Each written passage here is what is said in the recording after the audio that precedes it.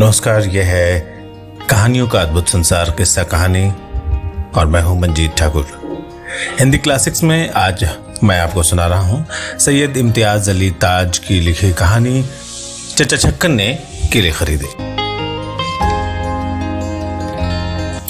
एक बात मैं शुरू में ही कह दूं, इस घटना का वर्णन करने से मेरी इच्छा ये हरगिज नहीं है कि इससे चचा छक्कन के स्वभाव के जिस अंग पर प्रकाश पड़ता है उसके संबंध में आप कोई स्थायी राय निर्धारित कर लें।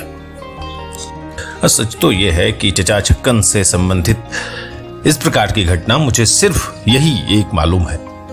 न इससे पहले कोई ऐसी घटना मेरी नजर से गुजरी और न बाद में, बल्कि ईमान की पूछिए तो उसके विपरीत बहुत सी घटनाएं मेरे देखने में आ चुकी हैं। कई बार मैं खुद देख चुका हूं कि शाम के वक्त चचा छक्कन बाजार से कचौड़ियां या गरेड़ियां या चिलगोजे और मूंगफलियां एक बड़े से रुमाल में बांधकर घर पर सबके लिए ले आए हैं और फिर क्या बड़ा और क्या छोटा सब में बराबर बराबर बांट कर खाते हैं, खिलाते हैं। पर उस रोज अल्लाह जाने क्या बात हुई, पर इसका विस्तृत वर्णन तो मुझे यहां करना है। तो उस रोज तीसरे पहर के वक्त इत्तेफाक से चचा छक्कन और बिंदु के सिवाय घर में कोई भी मौजूद नहीं था। मीर मुंशी साहब की पत्नी को बुखार आ रहा था। चची दोपहर के खाने से निवृत्त होकर उनके यहां चली गई। बिन्नू को घर छोड़े जा रही थी कि चचा ने कहा, बीमार को देखने जा रही हो तो शाम के पहले भला क्या लौटना होगा, बच्ची पीछे घबराएगी, साथ ले जाओ, वहां बच्चों में खेल कर बहली रहेगी। चची बड़बड़ाती हुई बिन्नू को साथ ले गई। नौकर चची को मुंशी मीर साहब के घर तक पहुंचाने भर जा रहा था, मगर बिन्नू साथ कर दी गई तो बच्ची के लिए उसे भी वहां ठहरना पड़ा। लल्लू के मदरसे का डीएवी स्कूल से क्रिकेट मैच था तो सुबह से उधर ही गया हुआ था। मोदे की राय में लल्लू अपनी टीम का सबसे अच्छा खिलाड़ी है। अपनी इस राय की बदौलत उसे अक्सर क्रिकेट मैचों का दर्शक बनने का मौका मिल जाता है। इसलिए साधारण नियम के अनुसार आज भी वो लल्लू की अर्दली में था। 2 बजे से सिनेमा का मैटनी शो था। दद्दू चचा से इजाजत लेकर तमाशा देखने जा रहा था। छुट्टन को पता लगा कि दद्दू तमाशे में जा रहा है तो ऐन वक्त पर वो मचल गया और साथ जाने की जिद करने लगा। चचा ने उसकी पढ़ाई लिखाई के विषय में चची का हवाला देकर एक छोटा लेकिन विचारपूर्ण भाषण उसे दिया, लेकिन उसे वही जाने की अनुमति दे दी। अब बात असल यह है कि चची कहीं मिलने के लिए गई हो तो बाकी लोगों को बाहर जाने के लिए इजाजत लेना कठिन नहीं होता। ऐसे सुवर्ण अवसरों पर चचा पूर्ण एकांत पसंद करते हैं। जिन कार्यों की ओर बहुत समय से ध्यान देने का अवसर नहीं मिला होता है, ऐसे समय चचा ढूंढ ढूंढ कर उनकी ओर ध्यान देते हैं। आज उनकी क्रियाशील बुद्धि ने चची की अनुपस्थिति में घर के तमाम पीतल के बर्तन आंगन में जमा कर लिए थे।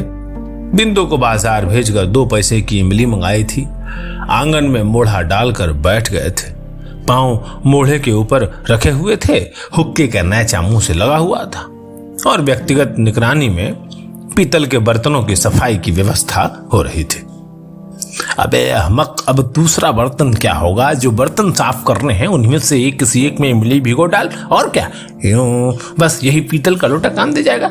साफ तो इसे करना ही है, एक दूसरा बर्तन लाकर उसे खराब करने से क्या फायदा? ऐसी बातें तुम लोगों को पता नहीं खुद क्यों नहीं सूझ जाया करती। बिंदु ने आज्ञा पालन में कुछ कहे बिना इमली लोटे में भिगो दी। चचा ने अभिमान से संतोष का प्रदर्शन किया।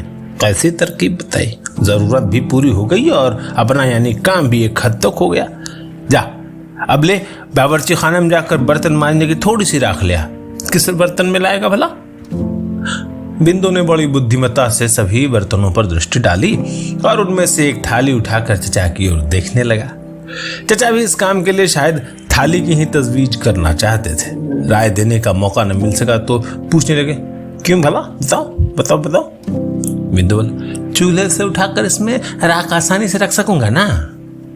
अहमद कहीं का, इसके अलावा राख खुले बर्तन में होगी तो उठाकर बर्तन मांजने में आसानी नहीं होगी। बिंदु अभी बावर्ची खाने से राख ला भी न पाया था कि दरवाजे पर एक फल वाले ने आवाज लगाई। कलकतिया केले बेचने आया था। उसकी आवाज सुनकर कुछ देर तक तो चचा खामोश बैठे हुक्का पीते रहे। कश अलबत्ता जल्दी जल्दी लगा रहे थे। मालूम होता था दिमाग में किसी किस्म की कशमकश जारी है। जब आवाज से मालूम हुआ कि फल वाला वापस जा रहा है तो जैसे बेबस से हो गए। बिंदु को आवाज दी, अरे जरा देखियो तो केले किस हिसाब से देता है। बिंदु ने वापस आकर बताया, 6 आने दर्जन। 6 आने दर्जन तो क्या मतलब हुआ? 24 पैसे के 12, 12 दूनी 24, यानी 2 पैसे का 1। बहुत महंगे हैं। जाकर कह 3 के 2 देता हो तो दे जाए। 2 मिनट बाद बिंदु ने आकर बताया कि वो मान गया और कितने केले लेने हैं पूछ रहा है। फल वाला इस आसानी से सहमत हो गया तो चचा की नियत में खोट आ गई, यानी 3 पैसे के 2। क्या ख्याल है, महंगे नहीं है इस भाव पर? बिंदु बोला, अब तो उससे भाव का फैसला हो गया। अरे तो किसी अदालत का फैसला है कि इतने ही भाव पर केले लिए जाएं। हम तो 3 आने दर्जन लेंगे। देता है तो दे, नहीं देता है न दे। वो अपने घर खुश, हम अपने घर खुश। बिंदु असमंजस की दिशा में खड़ा रहा। चचा बोले, अब जाकर कह भी तो सही, मान जाएगा। बिंदु जाने से कतरा रहा था। बोला, आप खुद कह दीजिए। चचा ने जवाब में आंखें फाड़कर बिंदु को घूरा। वो बेचारा डर गया मगर वहीं खड़ा रहा। चचा को उसका असमंजस में पड़ना किसी हद तक उचित मालूम हुआ। उसे तर्क का रास्ता समझाने लगे।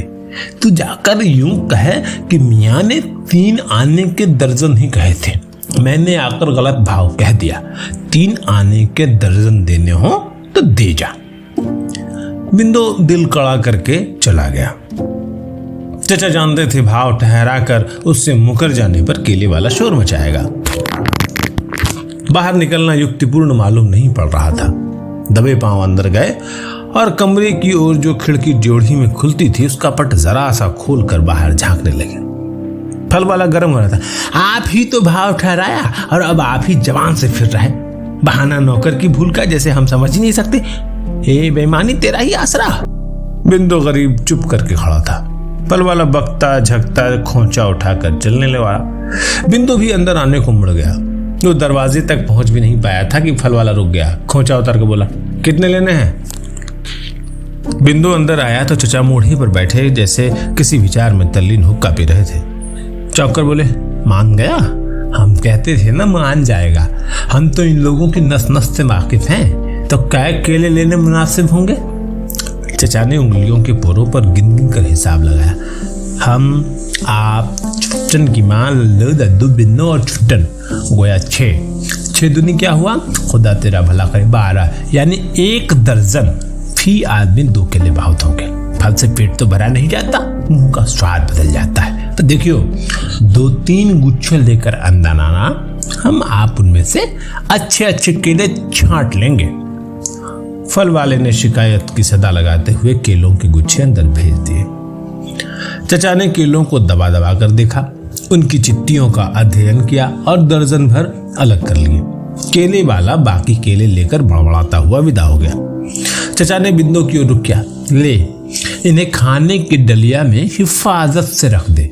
रात के खाने पर रखना और जल्दी से आकर बर्तन मारने के लिए राख ला। बड़ा समय इस सौदे में खराब हो गया।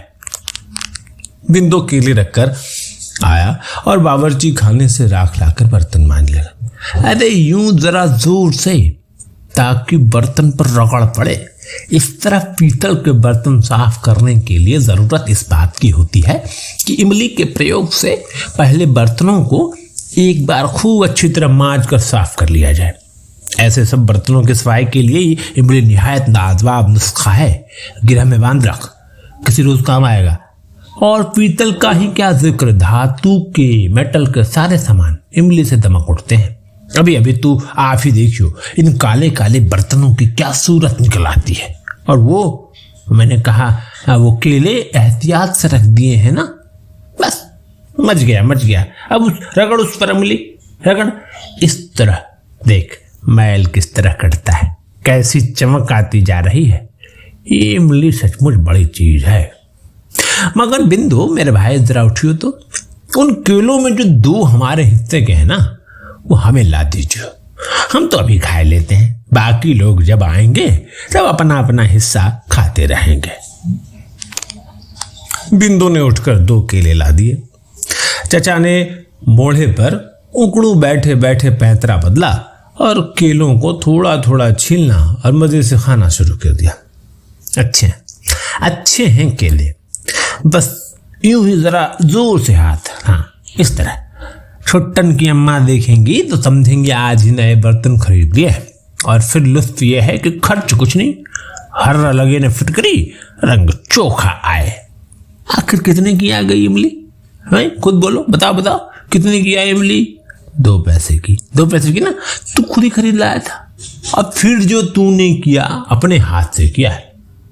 ये तो हुआ नहीं कि तुमसे आंख बचाकर हमने बीच में कुछ मिला दिया हो। बस ये जितनी भी करामात है सिर्फ इमली की है, बस महज इमली की। और वो मैंने कहा अब कितने केले बचे रह गए?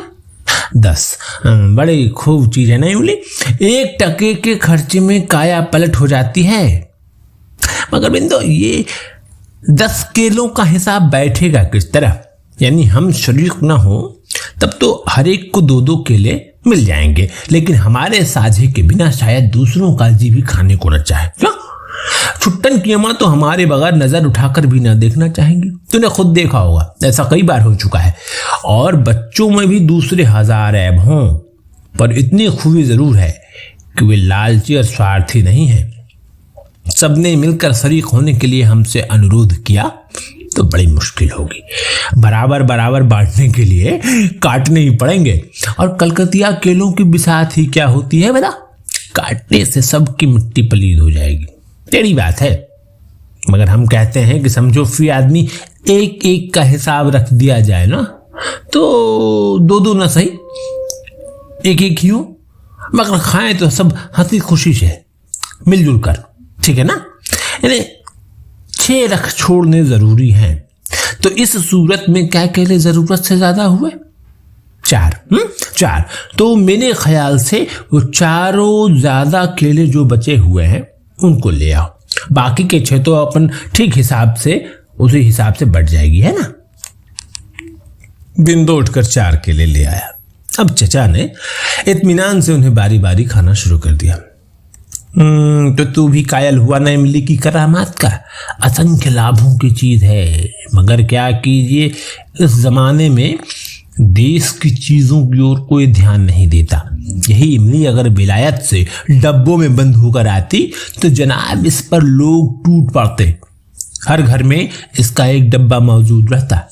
इसमें और भी बहुत तेरे गुण हैं, यानी सिर दर्द की शिकायत के लिए इससे अच्छी चीज सुनने में नहीं आई है। और ये भी नहीं कि कड़वी कसैली हो, बुरे स्वाद की हो या बदबूदार हो। अरे शरबत बनाइए, खट्टा मीठा, ऐसा स्वादिष्ट होता है कि क्या कहिए। इमली का शरबत तो शायद तूने भी पिया हो, ऐसा सुस्वादु होता है। गर्मियों में तो अमृत है अमृत। और फिर मजा ये कि लाभदायक भी बेहद, बहुत फायदेमंद। जैसा स्वाद वैसा ही गुण। मितली को भी रोकता है। अरे मितली नहीं जानता? अरे अहमद, कै की शिकायत उल्टी। इसके अलावे पित्त के लिए भी लाभकारी है। पित्त एक चीज होती है, फिर कभी समझाएंगे तुम्हें। अभी कितने केले बचे रह गए? 6 है ना?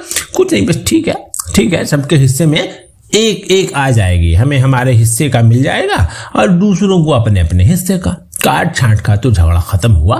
बाकी अपने अपने हिस्से का केला लें और फिर जो जी चाहे करें। जी चाहे आज खाएं, आज ना जी चाहे तो कल खाएं। और क्या, होना भी यूं ही चाहिए। इच्छा के बगैर कोई चीज खाई तो शरीर का अंश नहीं बनने पाती, यानी अकारत चली जाती है। कोई चीज आदमी खाए उसी वक्त जब उसका खाने का जी चाहे। अब छुट्टन की अम्मा की हमेशा यही कैफियत होती है, जी चाहे तो चीजें खाती हैं, न चाहे तो कभी हाथ नहीं लगाती। हमारा अपना भी यही हाल है। बेफुटकर चीजें खाने को कभी कभी मन करता है, जी चाहता है। होना भी ऐसा ही चाहिए। अब ये केले हैं, बेसियों मर्तबा दुकान पर रखे देखे, कभी रुचि नहीं हुई। अब आज जी चाहा तो खाने बैठ गए। अब फिर न जाने कब जी चाहे। हमारी तो कुछ ऐसी ही तबीयत है। न जाने शाम को कब तक सब आए, रुचि रहे न रहे। निश्चय से ये बात कही तो नहीं जा सकती, दिल ही तो है। मुमकिन है उस वक्त केले के नाम से ही नफरत हो जाए। तो ऐसी सूरत में हम जाएं, हम तो बाकी 6 केलों में से अपने हिस्से का एक केला भी खा लेते हैं, क्यों? और क्या, अपनी अपनी तबीयत, अपनी अपनी भूख, जब जिसका जी चाहे खाए, उसमें तकल्लुफ क्या है भाई? ऐसे मामलों में बेतकल्लुफी ही अच्छी है। जौक साहब ने फरमाया है, ए जौक तकल्लुफ में है तकलीफ सरासर। सुना है ना तुमने? सुनो फिर से, ये जौक तकल्लुफ में है तकलीफ सरासर, आराम से वे हैं जो तकल्लुफ नहीं करते। तो जरा उठियो मेरे भाई, बस मेरे ही हिस्से का केला लाना, बाकी सब वहीं के वहीं अच्छी तरह से रखे रहने देना। बिंदु ने आज्ञा का पुनः पालन किया। चचा केला छील कर खाने लगे। देख क्या सूरत निकल आई बर्तनों की, सुभान अल्लाह। ये इमली का नुस्खा मिला ही ऐसा है। अब इन्हें देखकर कोई कह सकता है कि पुराने बर्तन हैं? जो देखेगा यही समझेगा अभी अभी बाजार से मंगवा कर रखे हैं। दूसरों की क्या बात, हमारी गैर हाजिरी में यूं साफ किए गए होते तो वापस आकर हम खुद ही नहीं पहचान सकते। छुट्टन की अम्मा भी देखेंगी तो एक बार जरूर चौंक पड़ेंगी। तुमसे पूछे तो कह दीजिए मियाँ सारी बैठकर दोपहर बैठकर साफ कराते रहे। जो पूछे यही कहियो, मियाँ ने एक नुस्खा बनाकर उससे साफ कराए हैं। बच्चों से भी जिक्र न करियो वरना निकल जाएगी बात। कब तक आएंगे बच्चे? लल्लू का मैच तो शायद शाम से पहले खत्म न हो। उसके खाने पीने का इंतजाम टीम वालों ने ही कर दिया होगा, वरना खाली पेट क्रिकेट किससे खेला जाता है? कोई इंतजाम न हो तो खाना वहीं मंगा सकता था। खूब तरमाल उड़ाया होगा आज। मेवे मिठाई से ठसाठस पेट भर लिया होगा। चलो कोई हर्ज नहीं, ये उम्र खाने पीने की ही तो है। और फिर घर के दूसरे लोग बढ़िया बढ़िया चीजें खाएं तो वो बेचारा पीछे क्यों रहे? चुट्टन और दद्दन तो टिकट के दाम के साथ खाने पीने के लिए भी पैसे लेकर गए। और क्या, वहां किसी दुकान पर मेवा मिठाई उड़ा रहे होंगे। खुदा खैर करे, वरिष्ठ चीजें खाकर कहीं बदहज भी ना कराएं। साथ कोई रोक टोक करने वाला है नहीं, तकलीफ होती है। बिन्नो तो माँ के साथ है, वो ख्याल रखेगी कहीं ज्यादा न खा जाए। मगर मैं कहता हूँ कि केले आज हमने बड़े बेमौके लिए। उस वक्त ख्याल ही नहीं आया कि आज तो सब के सब बड़े नियामतें उड़ा रहे होंगे, केलों को कौन पूछने लगा है। और तुमने भी याद न दिलाया, वरना क्यों लेते इतने बहुत सारे केले, बेकार नष्ट हो जाएंगे। पर अब जो खरीद लिए तो किसी न किसी तरह ठिकाने तो लगाने ही पड़ेंगे, फेंके तो नहीं जा सकते। चलो ना, ये मजबूरी में मैं ही खत्म कर डालता हूं। और इस तरह चचा छक्कन ने सारे केले खत्म कर डाले। आप सुन रहे थे ये कहानी। चचा छक्कन ने केले खरीदे और इसे लिखा था सैयद इम्तियाज अली ताज ने। और ये जो आवाज आप सुन रहे हैं ये मंजीत ठाकुर की। नमस्कार।